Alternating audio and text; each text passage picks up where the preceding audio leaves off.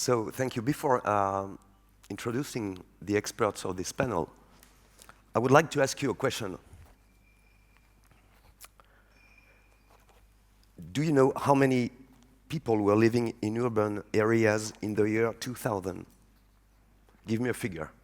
You can say anything. How many people were living in cities, in urban areas in the year 2000? 60%, that's a percentage. It's not 2 billions. 5 billions? 1, 3? Good answer. 3 billions. And 3 billion people, it took, when we prepared the session with Cécile, she told me that it took from the beginning of civilization to today to get 3 billion people in urban areas. And figure it out. In how many years will we double this figure between the year 2000 and forward? 5 years? 50 years. Good answer. 50. In 2050, there will be more than 6 billion people.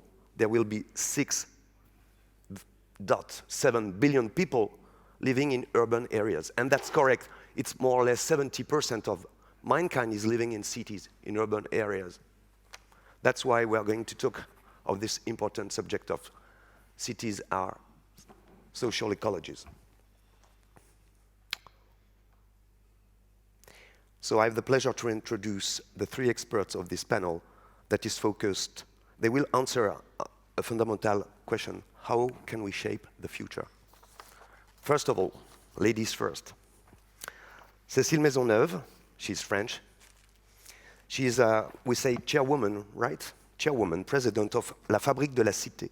La Fabrique de la Cité, it's a think tank, a urban innovation think tank, we can say. She's also a senior advisor to the Center for Energy at the French Institute for International Relations, IFRI. She previously occupied several positions in the Areva group. She wrote different research papers on energy and a biography on Benjamin Franklin. She has an impressive curriculum, and I suggest you, at the end of this session, you can hear her. She gave a TEDx Woman on complexity. It's fantastic. Thank you, Cécile, for being here. Then Thomas Madreiter, he is living in Vienna, but it was difficult to get him because he has many meetings. Thomas is the director of planning of the city of Vienna. He studied spatial planning at the Vienna University of Technology, 1995 or something like that. And since 1995, Thomas, you have always worked in the field of urban development and energy planning. Thank you for being here. Martin came last Monday from United Kingdom and is the director of policy and research at a society called Socitm. It means Society for Innovation, Technology and Modernization. The mission of this company is to be the preferred network for professionals who are shaping and delivering public services. So I have the pleasure first to introduce Cécile will talk. She will give you a keynote. It will happen like that. We will have 3 keynotes, and we will interact at the end. Thank you. Thank you very much, Gabriel.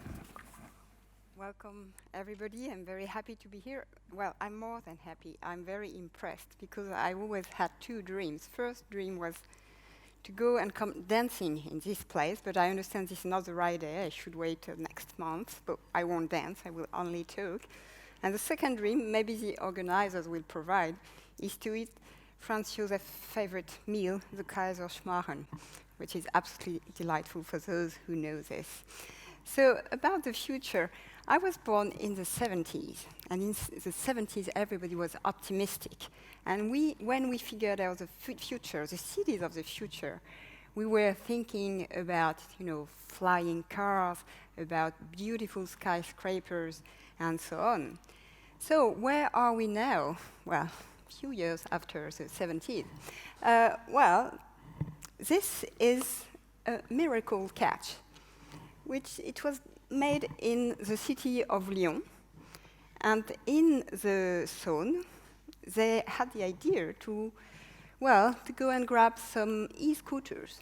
And by the way, you can see they found a lot. They did the same in the harbor of Marseille, in the Vieux-Port, in Paris, and many in some of your cities they did that. So what happened? What happened with those beautiful e-scooters you can see on the street, which are the last innovation in terms of micromobility? So to answer this question, I suggest that we go back to where it all began, when we spoke about the cities of the future, when we spoke about smart cities. I suggest we go back to San Francisco, because if the Renaissance was born in Florence, the Industrial Revolution in Birmingham, well, this revolution, the one we are currently living, the digital revolution, was born in the Silicon Valley and in San Francisco. So 1 month and a half ago, the city of San Francisco took an interesting decision, the creation of an office of emerging technology. The idea is very simple. If you're a tech company and you want to bring an innovation in the city, you have now to demonstrate which public value it will bring to the city. Because as it's written here, we often say that cities are wonderful laboratories, but we, citizens, are not guinea pigs. What do we get for those innovations? So any other city which would do that would be charged of, oh, you're killing innovation, what are you doing? But frankly speaking, you can't say that when it comes to San Francisco. And to me, it means that we are currently living a turning point in the way we are considering the future of cities. We are coming back to the right question. What is the purpose when you trigger innovation, when you create innovation ecosystem? What is the purpose means that you have to make some perspective, urban perspective, and to look far away. You have to put a vision, and when you put a vision, you can find a purpose. And what is the purpose? So in this debate, I would like to propose the idea that in the future, our cities have to overcome 3 main problems. Huge one. We are talking about huge problems, and I'm not prioritizing any. I think they're all intertwined. First problem, climate change. So science has demonstrated that we humans have a huge, major responsibility in climate change. And where do we live? Gabriel told us we live in cities. So it means that cities have a major role to play in the fight against climate change, because it's where we live, because it's where we drive, it's where we have our housing, and as you know, the CO2 emissions coming from mobility, coming from housing, coming from buildings are absolutely huge. So first problem. Second problem, this is the question of affordability, of accessibility, social and economic accessibility of cities. We are currently, in our cities, expelling middle-income people. In the past, we have always expelled, well, low-income people, expel and not expel, because cities have always been the place where the poorest live as well. But currently, what we are doing is destroying those who have built the cities in the past 4 decades. And you may be in this city, in the city of Vienna, in the only European city which is managing to tackle the question of affordable housing, which is an exception. For me, it's a worldwide exception. I haven't seen any other metropolises able to cope with this huge, huge issue. So behind this, you have a major social crisis upcoming. We can see it in some countries, and if you go to France and see the yellow jackets, there are some roots in this crisis. Last point, it's about this. It's about public acceptance. It's about people's voice. How do we embed people in the way we build our cities? How do we embed people in the decision-making process? For the moment, as well, we haven't found a solution. So I think this was in Stuttgart, the project Stuttgart 21, which was very, very, very debated, let's say. So those are the purpose. Those are the 3 challenges we have to solve. So let's travel a bit and go in another city. Let's go to Singapore. So why Singapore?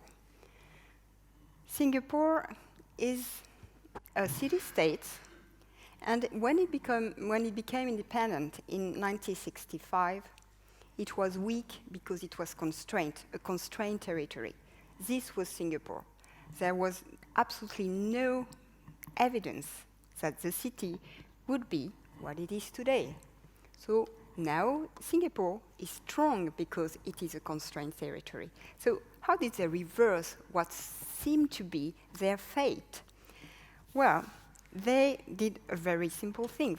They decided to work with complexity. And how do they do that? They have a 50-year planning, which they adapt in a 15-year planning, and they constantly adapt the process. They put a vision, and then they develop a narrative, and then they develop a governance, and then they develop policies. And it goes like that. And if you look at Singapore's narrative about the future, it's a dynamic one. It's not one set forever.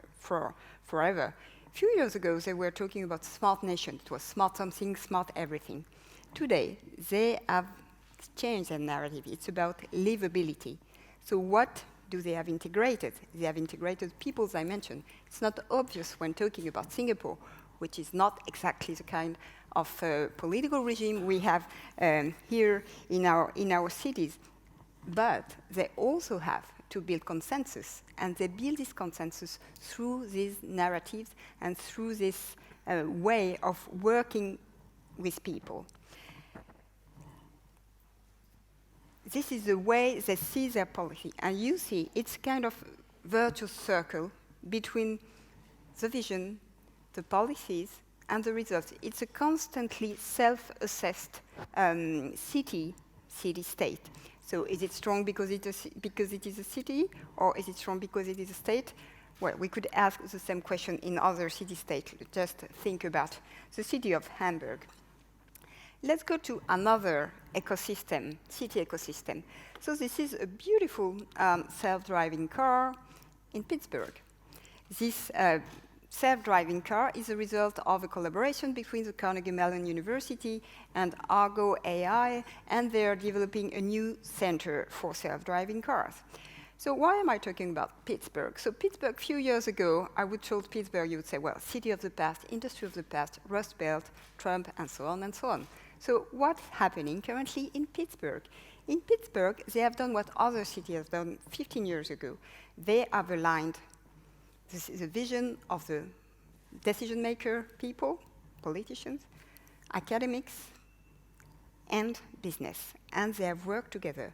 They did the same in Medellin, in Colombia, and they created a new dynamic. And now Pittsburgh is not losing people anymore, it's attracting billions of investment in computing science, AI, and so on. And I find this city very interesting, because when it comes to this example, the example of mobility, you could expect that their strategy is very technical, innovation, high level, and so on and so on. So I went and met the woman in charge of the mobility strategy in Pittsburgh, and this is her strategy. So who would have thought that a strategy about mobility in a city where you have the most powerful university in terms of computing science would speak about fruit and vegetables, would speak about income, would speak about community?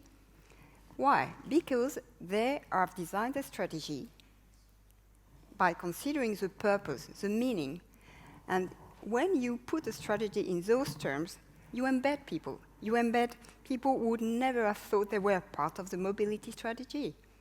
And this is what mobility is about. Mobility is not about self-driving car. It's not about e-scooter. It's not about flying vehicle.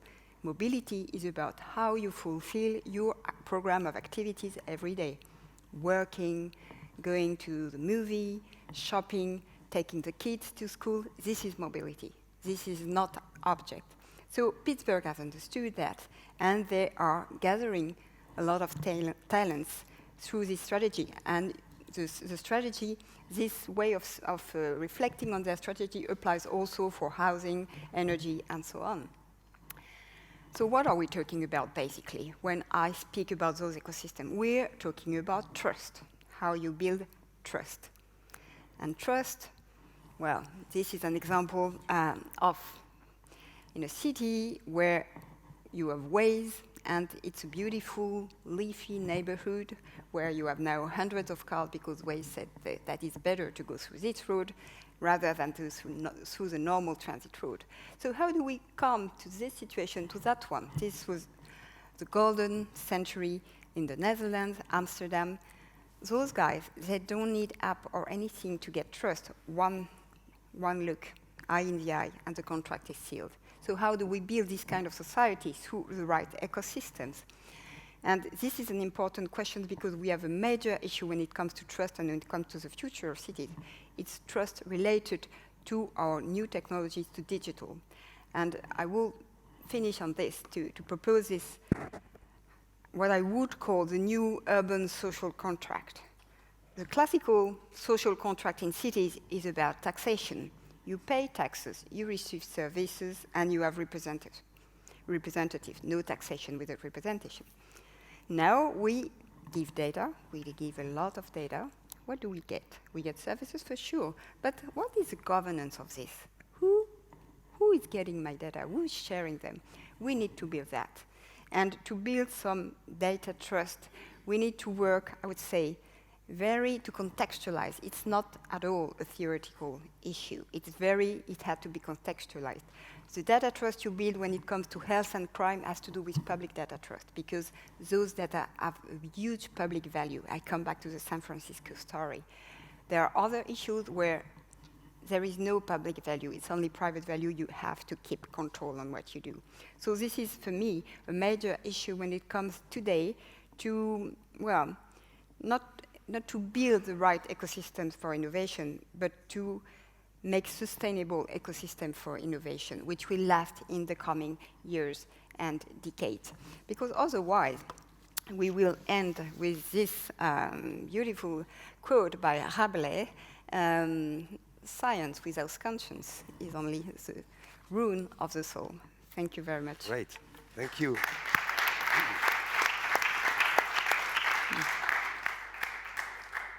We will now listen to Thomas Madreiter. We'll focus, I think, about climate change and the story of the city of Vienna. Thank you, Thomas. Ladies and gentlemen, first, Cécile told us that she would like to dance in this rooms. I have danced in these rooms, and I can just say, if I would dance with you in these rooms, your dream would become, I think, reality. A little bit of a nightmare. Yes. But no, and joking. I'm as a representative of the city of Vienna. I'm very proud about having Peter Drucker Forum here in Vienna. And and also the city of Vienna is very proud that we have you here in Vienna. It's a great pleasure for us. I want to shift your attention to the topic of climate crisis, and I want to talk about the need for change in cities in view of the climate crisis. I'm absolutely convinced that short-term as well as long-term climate crisis is the biggest challenge which mankind have to face. And we won't master the climate crisis unless we find solutions that work in cities. The majority of people on Earth are living in cities. The share of the urban population will continue to grow. And I give you an additional numbers. Gabriel asked you at the beginning about what you think, how many people globally are living in cities. You have a lot of numbers.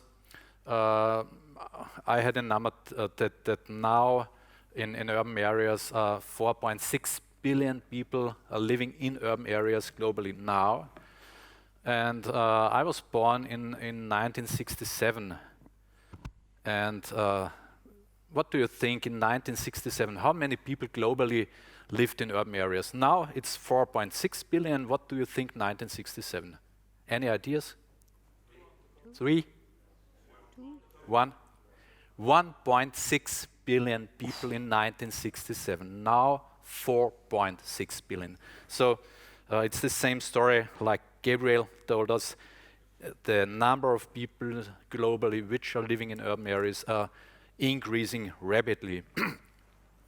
And the impact of cities globally will clearly increase, and people have to change their behavior for the background of climate crisis, and the people are living in the cities. So I would say cities are one of the key factors if you want to tackle this problem. Vienna's role as a forerunner city in terms of quality of life, social sensitivity, and eco-orientation is achievement and challenge at the same time, I would say. And it's not always easy to keep these qualities in Vienna. We had in the last 30 years ago, you know, the fall of the Iron Curtain, we had in this 30 years a plus of 26% of the inhabitants in Vienna. And Vienna became, by the way, in this period, a multicultural city. The proportion of foreigners has grown in this period from 9% to nearly 30%. And to make it absolutely clear, for me, this is positive news, but it's change for the people in Vienna.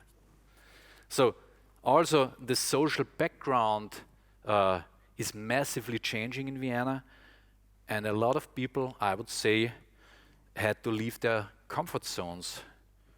And for city leaders in this situation, it's not always simple to find the right communication, to find the right measures. A lot of people losing stability, and in this situation, we come and say, hi folks, and additionally, let us stop burning gas and oil, and best now. More or less, I would say, a mission impossible.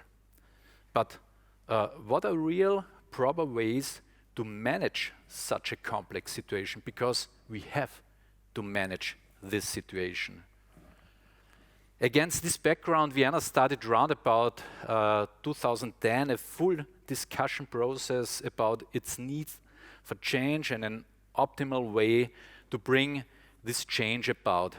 The result is our smart city strategy with the 3 dimensions: quality of life, resource preservation, and innovation. And like we heard from Cécile, I think you can compare it a bit with Singapore, because it's a plan till 2050. It's a long-term plan. And the City Council adopted this plan first in 2014. And this year, after 5 years,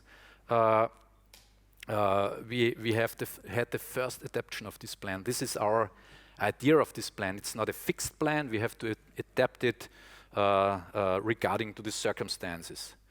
The starting point of this discussion, as I mentioned, was the clear goal to keep Vienna's position as social balanced city. You have heard about subsidized housing in Vienna. 100 years ago, we started with the so-called Red Vienna, our housing program.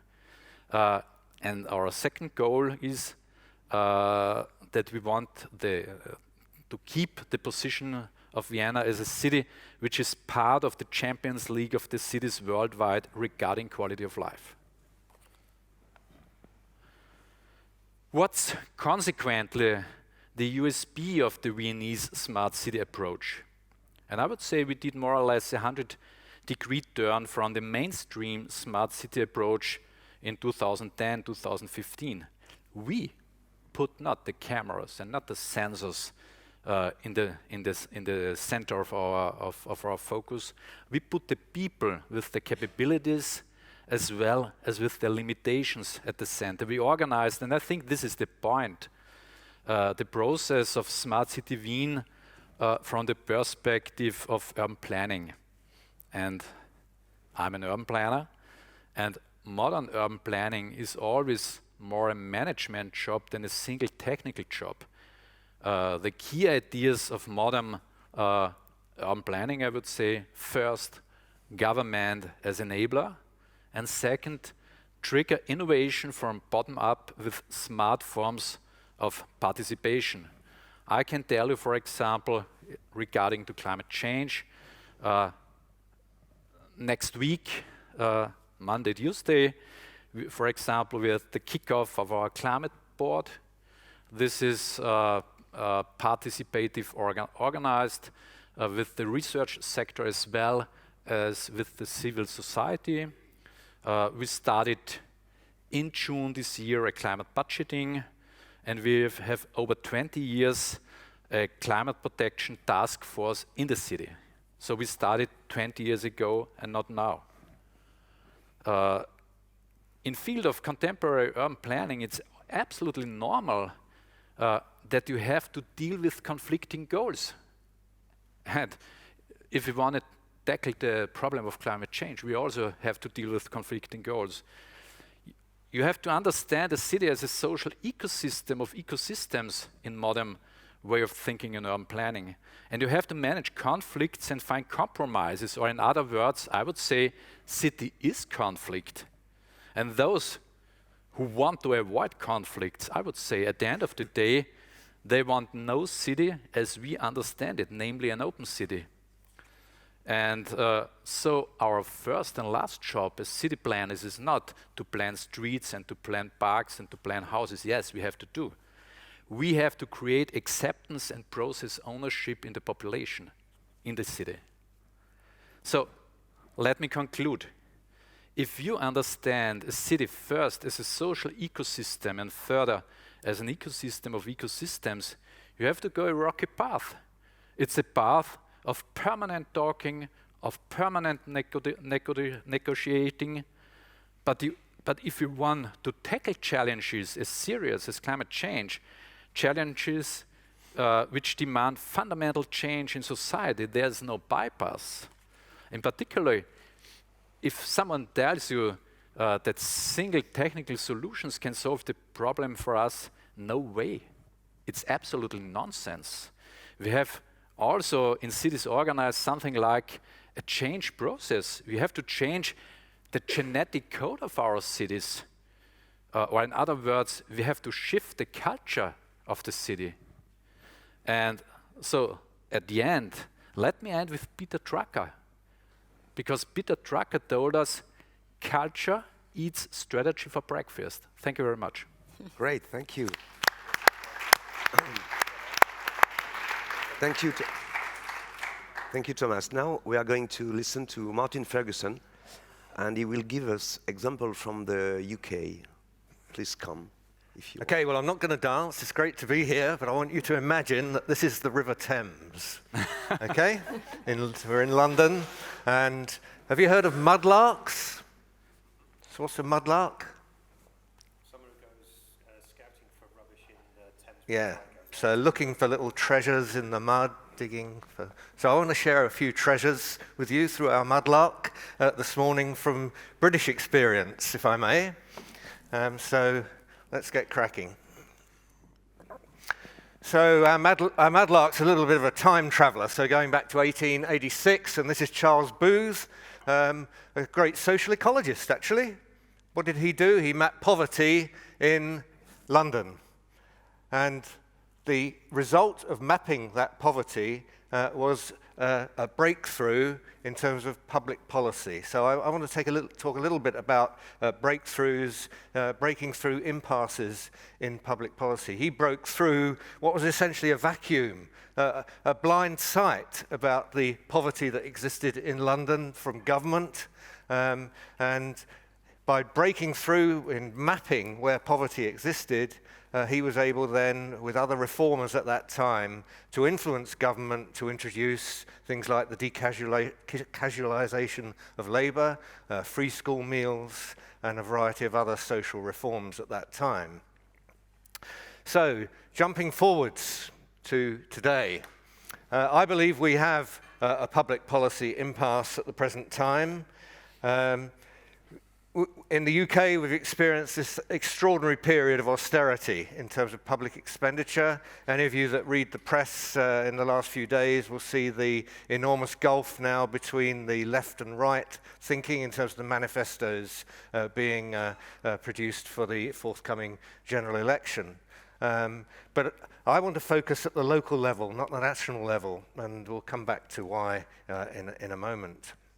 But there are, this position, point about trust, I think, is fundamentally important. We have mega changes of expectation generated by the ubiquity of new technology, the rapid decline, as it were, of old world paradigms and ways of thinking, so industrial age thinking. We've heard a lot about that during this conference. So I'll give you one example.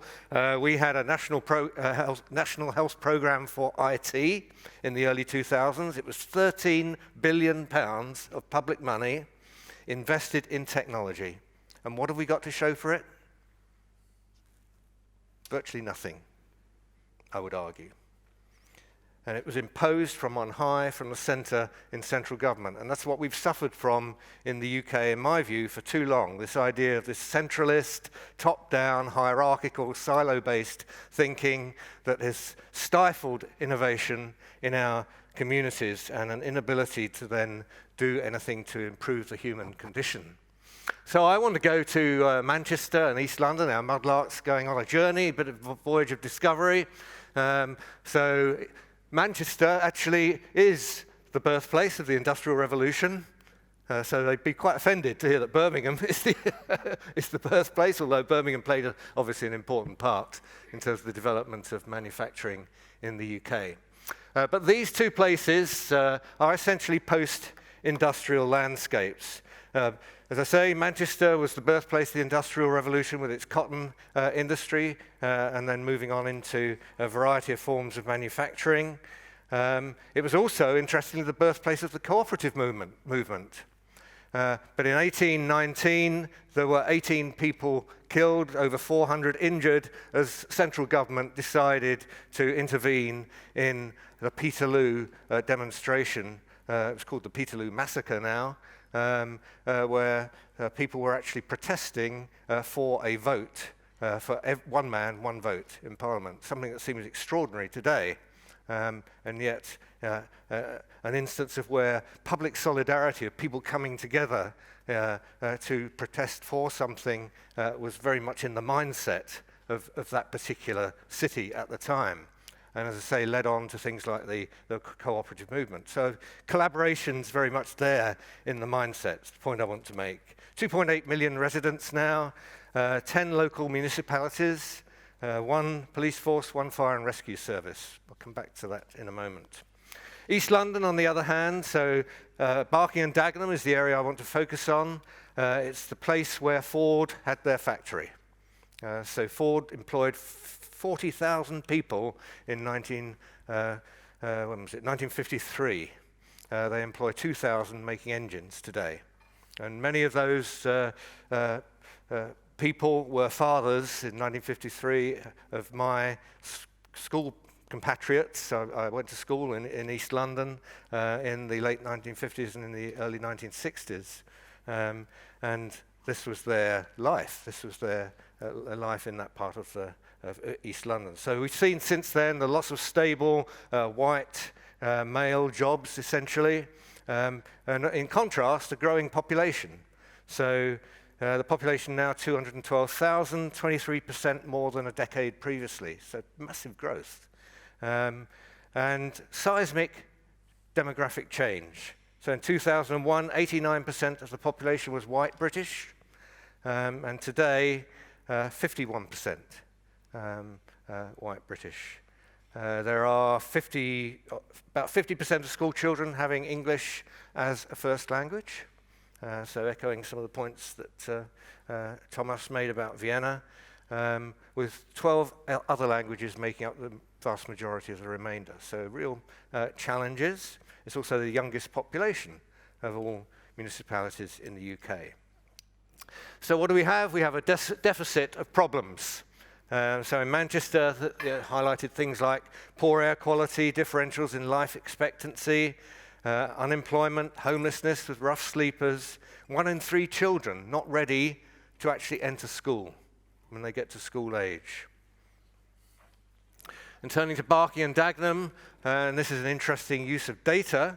So what they've done here is to map the position of Barking and Dagenham on a number of different indicators against the position of the 31 other London boroughs. So 32 in total, including Barking and Dagenham. And what you've got is a slider there for each of these target areas, and in particular picking out things like, again, life expectancy, poor educational attainment, domestic violence being a major problem, survival of new businesses being a major problem. And you see the purple boxes at the bottom, that's the position of Barking and Dagenham on each of these indicators today.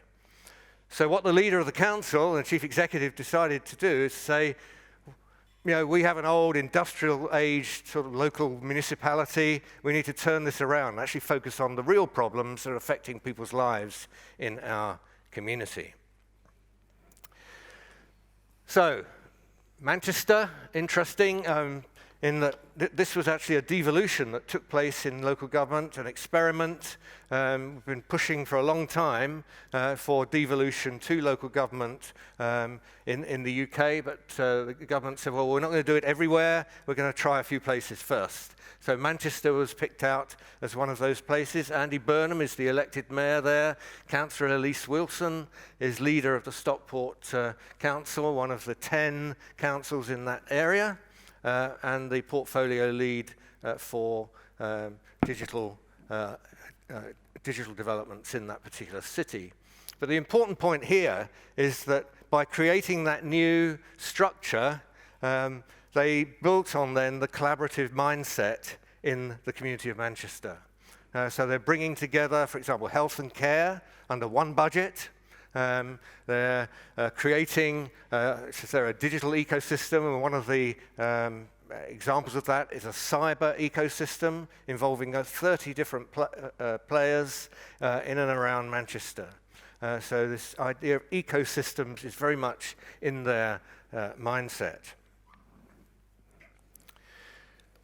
In Barking and Dagenham too, so they've turned things around there. They traditionally, as I say, it was a very silo-based organisation in the council.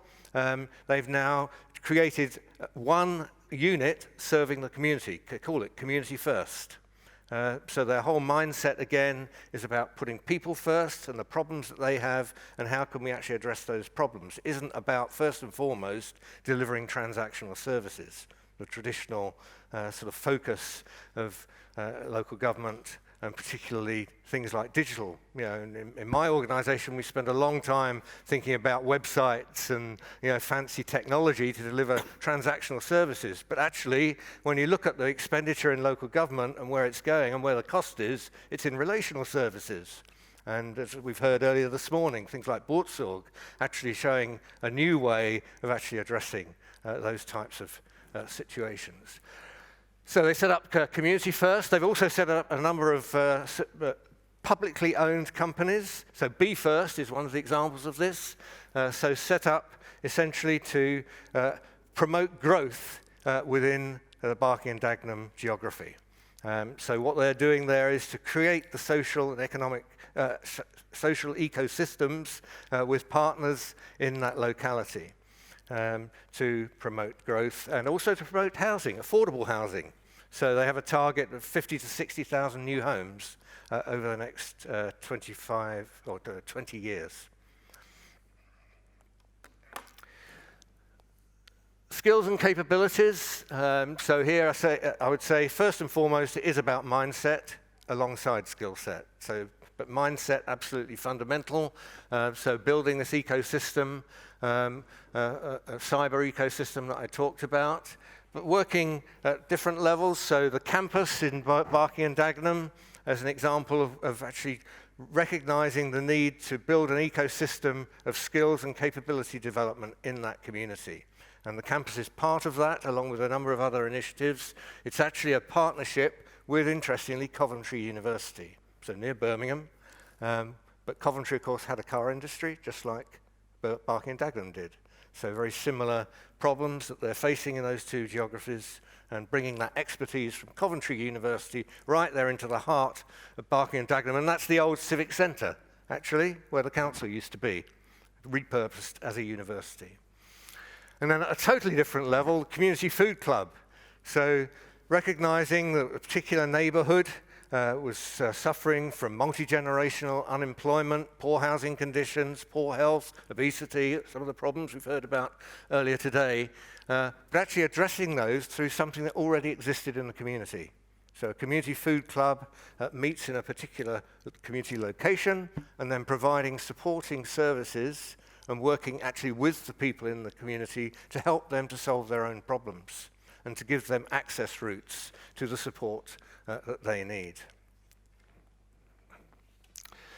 So very quickly then on data and tools, absolutely at the heart of what Barking and Dagenham, this is a social progress index. Don't worry about reading the detail. The point is here that they're bringing together a wealth of data from within the borough, from different agencies, and using techniques like principal components analysis to actually look at the causation of problems surrounding or problems related to poverty and well-being in particular neighborhoods. So really interesting example of actually harnessing data, and the results are published openly. It's totally transparent. There's nothing hidden here. These are all available on the Barking and Dagenham website. Sorry, but is this really saying that only 17% of the people who can vote actually do vote on the turnout? Yeah, yeah. In local elections, yeah. It's, and we wonder why we have a crisis in democracy. Yeah. I mean, there are, you could dig into these figures, and there's extraordinary insights that come from them, and that is then informing the way that the local municipality is then working with communities in that locality. Manchester example. So here, looking at green space distribution in Manchester. So we heard yesterday about taking time out. Well, for a lot of people, there aren't places to go to take time out in the open air. So this was one example of that. And then the byproduct of cycling.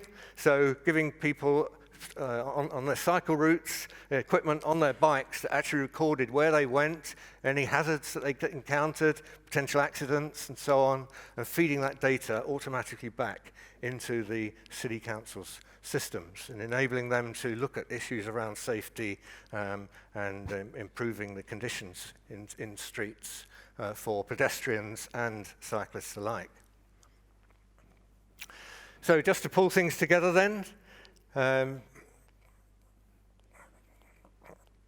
cities as social ecologies breaking the public policy impasse. I mean, my point really is, from the Mudlark's perspective, working at the local place level is absolutely fundamental, and driving right down to neighborhoods, understanding the things that are driving the conditions in those neighborhoods and the mindset of the people living in those neighborhoods. And how can we actually work with those people and their backgrounds and their different skills and capabilities to actually enhance the human condition in those localities. A shift, if you like, from the old Taylorist, centralist view to a much more social ecosystem view, organic, evolving to improve the circumstances, orchestrating the interactions, all these sorts of things that we've heard about, and not being afraid to tackle the difficult issues. The elephant in the room, I think, was referred to earlier.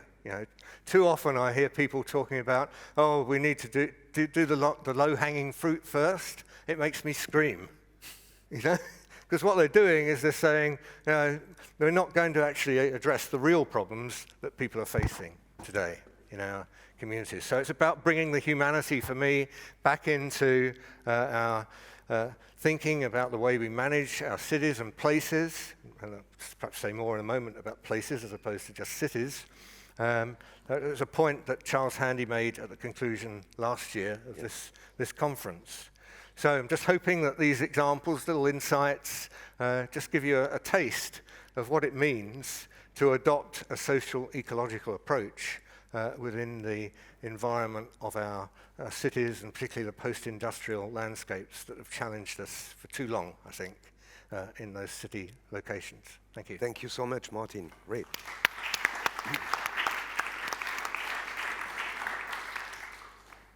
Thank you to all of you. I would like to ask the assistants if you have any questions. We can get a microphone, please.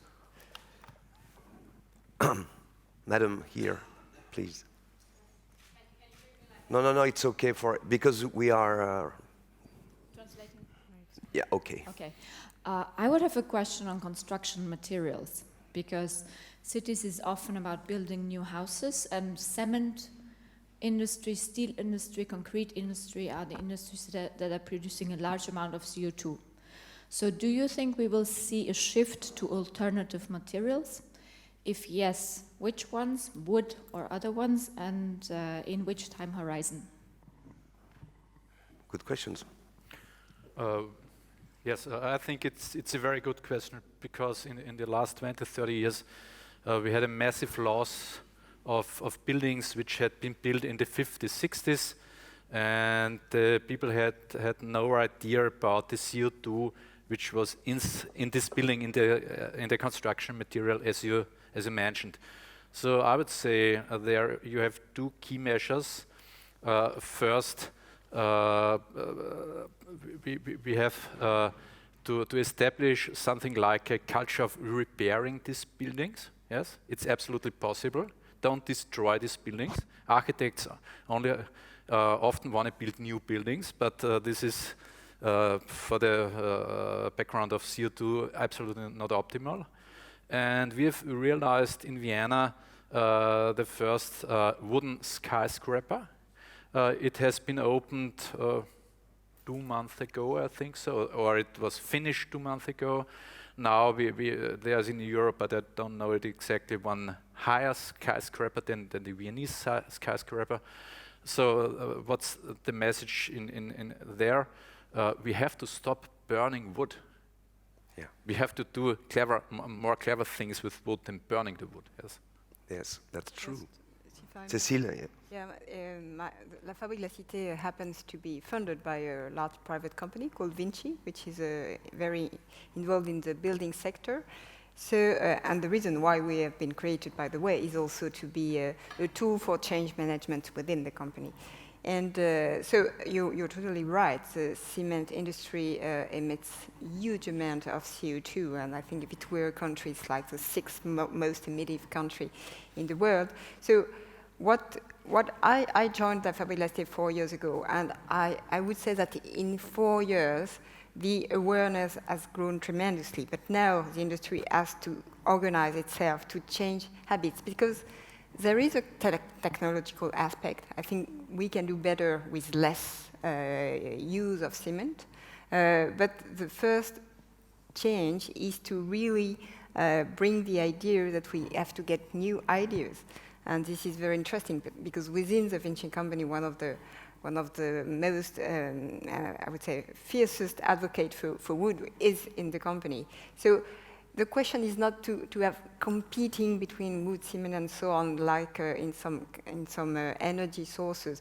The question is how, when you use these sources, you I would say, have a life cycle approach, because this is all about the life cycle approach of the building. And now we have the tools to do that. The problem is the mindset. With the building information modeling, we can do many things, but we have to integrate one other dimension in the BIM, which is not integrated yet, which is a time dimension, time frame dimension. And we have also to change our legislation. I don't know what the legislation is in this country, but because up to now, for example, in France, it was a legislation based on the means, the tools. Question is now objectives. You set up the objective, and then the industry will organize with the cities, and thanks to very innovative tender, will organize to achieve those objectives. thank you. Another question? Many questions, please. Can you give me your name, please, for the audience? Yeah, my name is Benedikt Traun. I'm actually from Vienna. I'm very proud to live in this city. It's the best in the world. But Wow. not everybody, but most of the people don't like cars in the city. Why do we still allow cars, private cars, in the cities?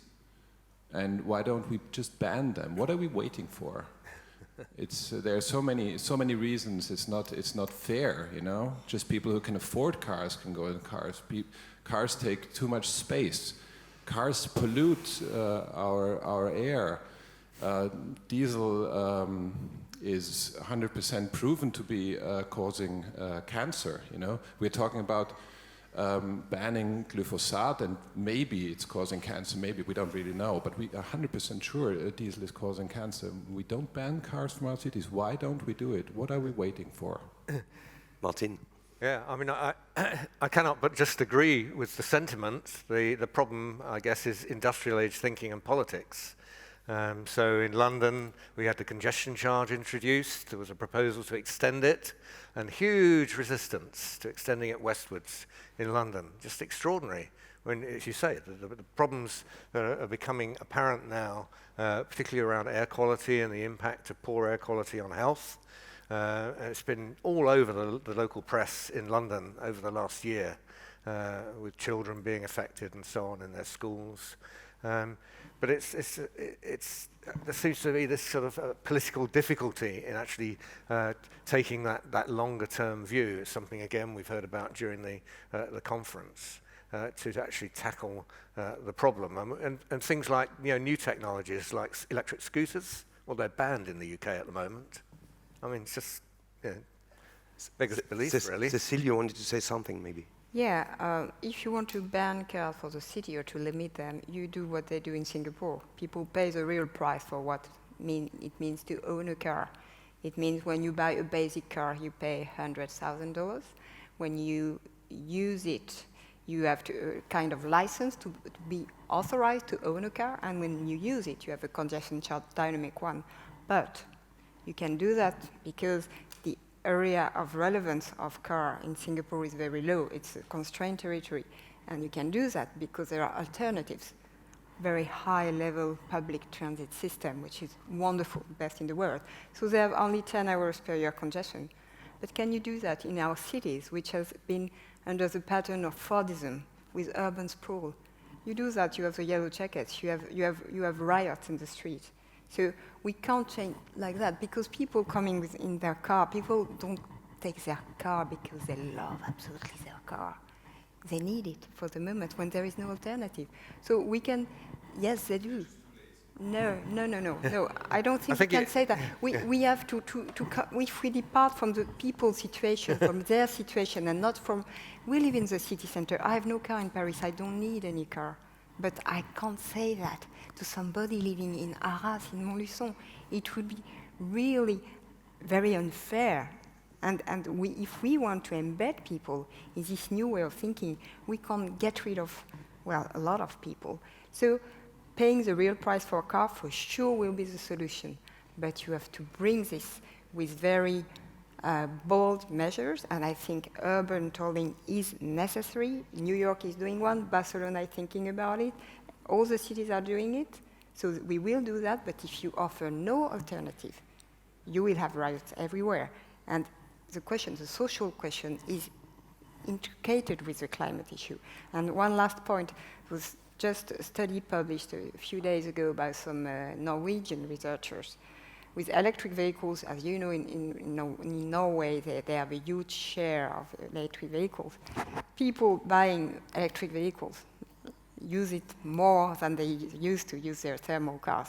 So, and they use public transportation and biking less. So nothing is simple when you speak about mobility, because mobility is a system.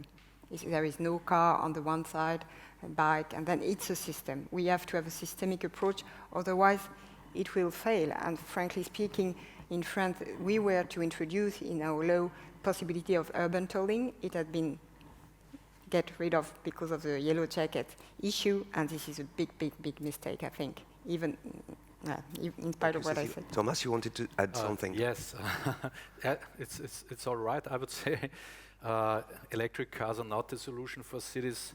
Rose Stein told us in its famous poem, "A rose is a rose is a rose." As an urban planner, I would say a car is a car is a car. But I think to forbid cars, it's not the smartest way to act. I would say a key point is the fact of ownership of private cars in the cities. And so I think a proper way is to trigger the acceptance for car sharing models in the city. There it's absolutely necessary to bring up on the way alternatives. public transport, cycling, and so on. And it's an interesting question. In Vienna, we do, since 20 years, a very big social analysis in the city. There we ask more than 8,000 people about a lot of fields of living, the aspects of social living in the cities. And we ask the people, is it necessary to own a private car in the city? And this is a question to you. What do you think, what's the number of percentage in Vienna of the people which just say it's not necessary to own a private car? What do you think? 80? 60? 65? Another idea? I would say to you, 90% of the people in Vienna say it's more or less not necessary to own a private car in the city. And I think this could be a picture give us the way to the solution. It's not always necessary to, I'm here absolutely with Cécile, to say to the people, stop driving cars, it's not good. They know that it's not good. We have to bring alternatives on the way, and there I think one of the key factors is stop or find alternatives for car ownership. And as in a city like Vienna, the acceptance is on a very high level. Thank you so much. There's a question over there, and then you, please. Thank you. Yes, I'm a beer brewer here in Vienna. We have Otterkringer beer here in Vienna that we produce in the city center. And my question to you all actually is, how is the future of industries in cities? Great questions. Will you want to answer? Yes.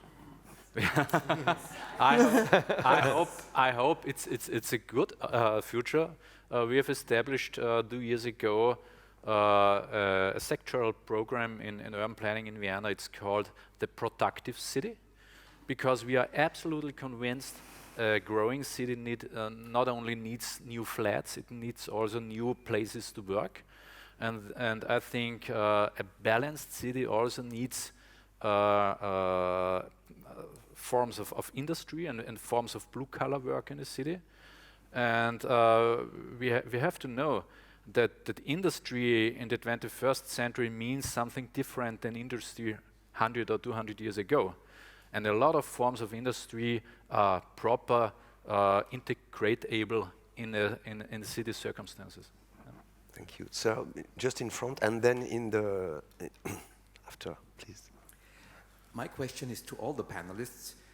It is a bit abstract, but I will make it more concrete in a moment. What needs to be done, to phrase it like Drucker, what needs to be done to have proper management for cities? Yeah? And by management, I do not mean administration. I do not mean new technologies. But like you said, Thomas, a city is conflict. And, management is about dealing with conflict all the time, with scarce resources, with conflicting interests, etc., etc. So I would really be interested in that. What is my personal interest? My company is right now being charged with a PPP project in Milan, where we are giving ideas, concepts, and the so-called urban operating system, which is a nice buzzword, for an innovation district. Yeah? And there we have management problems like, how do you manage a park better than public administration does, in different innovative ways, where everybody will be very happy, or rather should we not? So my question, management in an urban development environment, where does management have a role, where should it go? Well, for me, it's very much about actually giving away the power, so empowering different organizations, different people, different communities to actually take responsibility within their jurisdictions, within their particular areas. So in Barkey and Dagenham, they didn't say, oh, we need a strategy. They said, we need to go out and talk to people. So they went out and talked to something like 3,000 people in preparing their vision, as it were, for where they wanted to take the borough in the future. So it was very much about creating a consensus through that process of active consultation And it wasn't about people coming and talking from a platform. It was actually engaging those people and thinking about what are the real problems that I'm facing in my family or in my work or my business, and how can we actually address those problems together. So a completely different mindset about giving away. I think we've heard it in the conference, that ecosystems are not about management. They're allowing ecosystems to flourish and to facilitate those ecosystem environments. I could it make simply if I would say we have to enable innovation from the bottom up. I could make it simple if I would say more participation in all projects. I'm absolutely with you. You have to do it on the local level, yes, but you need a balanced situation between this approach and between a strong leadership in the city. And I think this could be a success factor. No successful city without a strong leadership role of the city. Yeah, I would concur on that, because in the 80s and the 90s, there was the idea that cities, like companies, should work with corporate management principle, which is a big mistake, because, companies do that very well, but cities are not companies. And today, they have a huge competitor. Their competitor is called Google, it's called Amazon, because those companies are service-producing companies. They do it very well, but cities are wonderful service-producing bodies. They produce mobility, they produce waste management, they produce water treatment, and so on. So competition on that field, and second, competition on politics, because those new bodies, those new GAFAM, they are politic bodies. They have, they are setting up the agenda. For example, the agenda about smart city, urban data, and so on. It didn't come from cities themselves. So when it comes to this situation where cities are competing against huge companies, they have to reinvent, as you put it very precisely, new ways of managing their policy, new ways of managing the way they organize their services. And it goes, I totally agree with both dimensions, but it also goes with a considerable upgrading in the skills and preparing for the future. We have, in the company, we have to train for the future. In our school, we have to train for the future, but in cities, it's the same. So this question of training of people who really run the city is important. Thank you, it's brilliant. There's a few questions over there, please. Thank you. Thank you. Günther Müller-Stevens, University of St. Gallen. Some people like Paul Collier are arguing that there's an increasing polarization between the people who are living in the big cities and the others which are living more in the rural parts of the country. So the elite, the well-educated elite with high incomes, they are moving to the cities and the others remain. And this might create a social tension field in the country, and maybe one day the big cities are some kind of artifacts in their country. So if we extend a little bit our view on the ecosystem, what is the role of the rural parts in your development plans? Thank you. Thank you. I think that's something certainly we've been exercising in our thinking in response to smart cities. Smart cities, the old school thinking was about technology and finding solutions that actually fitted the technology rather than actually thinking about the problems first. And also the geography. So confining ourselves to city boundaries ignores the fact that our cities interact in all sorts of ways through different ecosystems with their hinterlands, but also there are more far-flung places, the Scottish Highlands and so on, that are essentially rural communities. And technology actually enables connection of those communities, but it's not cost-effective to do so. So this is where government, in my view, needs to take an interventionist stance and actually fill the gaps. and enable those communities to thrive. And maybe, you know, the prognosis that we have for 6 billion people by 2050 in cities, maybe we won't reach that, because actually it makes more sense for people to live in rural communities because they're highly connected and because they have a better quality of life and a whole range of other factors. That's true. But we need to think, it's a mindset, I think, that says, let's focus on cities. If you go to smart cities, you know, the event that Cécile's just been to in Barcelona, it's all about smart cities. But actually, it should be about places and the whole diversity of places in our different geographies. Thank you, Thomas. Let me say it pity. The rural areas has to become more urban. What do I mean? They have to create urban situations in housing, they have to create urban situations in mobility, and so on. Otherwise, they will leave the well-educated people to the cities. Thank you. I would like to show you an additional presentation as a conclusion before uploading you. Thank you for everybody. We have 3 more minutes. I am the editor-in-chief of Harvard Business Review in France, but I am also editor-in-chief of National Geographic in France. And in last April, we published a special issue on cities. It is translated in 36 languages, so you should find it. And please, can you launch I just want to show you, we were talking of smart cities, and I want to show you dream cities. So, if you find it, Harry. So, we did it. We did that, so it's an extract. I show you that.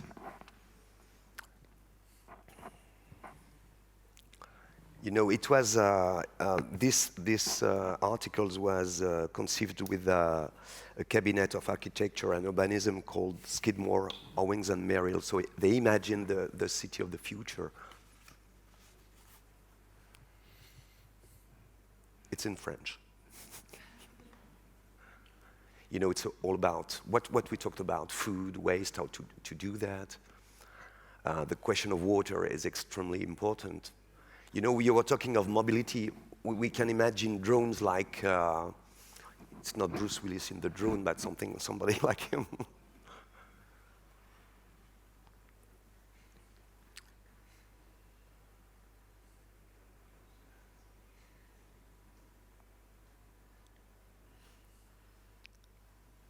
So, I don't know if it's cement or wood, but it could be made of wood. And finally, that you were talking of mobility, so it could be that different urban poles, high-speed communications, and all around green region. It means that ecology could drive the future. Ecology could drive the future. That's all. So, thank you. Thank you very much. It's time for lunch, and thank you, everybody.